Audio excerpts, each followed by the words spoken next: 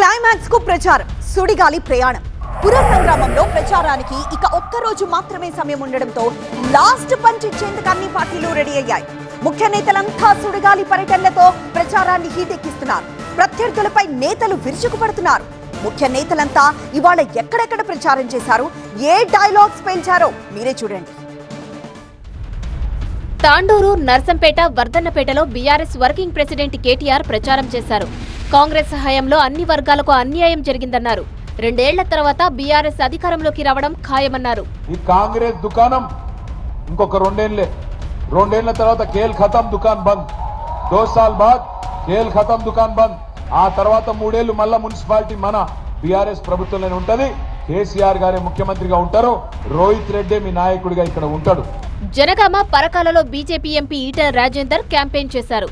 Assembly ఎన్నికల ముందు అనేక హామీలు ఇచ్చిన కాంగ్రెస్ ఇప్పుడు చేతులెత్తేసిందన్నారు.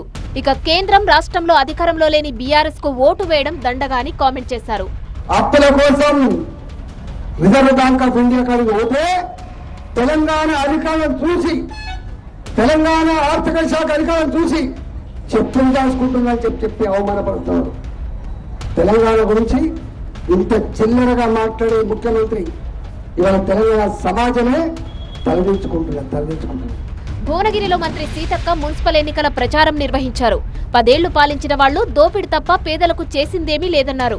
ఇవాళ 10 ఏళ్లు దోచుకున్నంత దోచుకొని ఇవాళ వచ్చి మేమేదో చేస్తామని చెప్తున్నారు. ఇందాక అన్నట్టుగా ఒక్క రోజున పేదోనికి సన్న బియ్యం ఇవ్వాలనే ఆలోచన కేసీఆర్ వచ్చిందా, వాళ్ళ నాయకులకు వచ్చిందా? సదాశివపేట, జహీరాబాద్ లో హరీష్ రావు క్యాంపెయిన్ చేశారు. హామీలు ఎగవేత తప్ప రేవంత్ ఇచ్చిందేమీ లేదన్నారు. కేసీఆర్ పాలనలో పల్లెలు, పట్టణాలు అభివృద్ధి చెందితే రేవంత్ పాలనలో రోడ్లపై గుంతలు కూడా పూడ్చడం లేదన్నారు. వీధి దీపాలు పోతే మారుస్తున్నారా? వీధి దీపాలు మార్చడం లేదు, కానీ రేవంత్ రెడ్డి భాష మాత్రం వీధి రౌడీల లెక్క ఉన్నది. వీధి రౌడీల లెక్క మాత్రం మాట్లాడుతున్నాడు. ఈ దద్దమ్మ కాంగ్రెస్ వాళ్లకు కనీసం కేసీఆర్ గారు కట్టించిన మిషన్ భగీరథ స్కీమ్ ను నడిపే తెలివి కూడా లేదు రేవంత్ రెడ్డికి. డిప్యూటీ సీఎం బట్టి విక్రమార్క వైరాలో పర్యటించారు. 10 ఏళ్ల పాటు ఉద్యోగాలు కూడా ఇవ్వకుండా నిరుద్యోగులను మోసం చేశారన్నారు. తాము అధికారంలోకి రాగానే ఉద్యోగాలు ఇచ్చామన్నారు. రాష్ట్రం పైన పడి దోచుకున్నారని మీకు ఓటేయాలి. దేనికి ఓటేయాలి?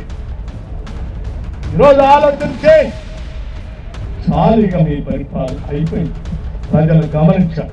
ఈసారి నిర్మల్ జిల్లాలో ఎంఐఎం ఓటమి ఖాయమన్నారు మాజీ ఎంపీ నవనీత్ కౌర్. ఎంఐఎం బలపడితే దేశం ఆగమవుతుందన్నారు.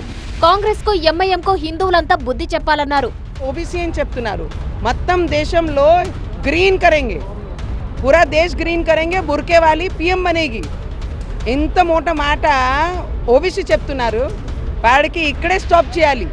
వాడితో పాటు కాంగ్రెస్ లా బ్యాన్ చేయాలి. కాంగ్రెస్ ఏం చెప్తున్నారు? ఒక ఎలక్షన్ క్యాంపెయినింగ్ లా కాంగ్రెస్ అంటే ముస్లిం, ముస్లిం అంటే కాంగ్రెస్.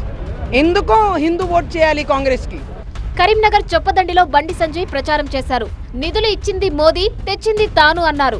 2 ఏళ్లలో కాంగ్రెస్ ఇచ్చింది గాడిద గుడ్డు తప్ప ఏమీ లేదని విమర్శించారు. కాంగ్రెస్ బీఆర్ఎస్ కు ఓటేస్తే డ్రైనేజీలో వేసినట్టే అన్నారు కేంద్ర మంత్రి బండి సంజయ్. సోమవారం సాయంత్రంతో ప్రచారానికి తెరపడనుంది. దీంతో ఓటర్లను ప్రసన్నం చేసుకునేందుకు అభ్యర్థులు ఆఖరి ప్రయత్నాల్లో మునిగిపోయారు. అన్ని పార్టీల అగ్రనేతలు క్షేత్రస్థాయిలో జోరుగా ప్రచారం నిర్వహిస్తున్నారు. రోజుకు 5 నుంచి 6 మున్సిపాలిటీలను చుట్టేస్తూ సుడిగాలి ప్రచారంతో ఓటర్లను ఆకర్షించే ప్రయత్నం చేస్తున్నారు.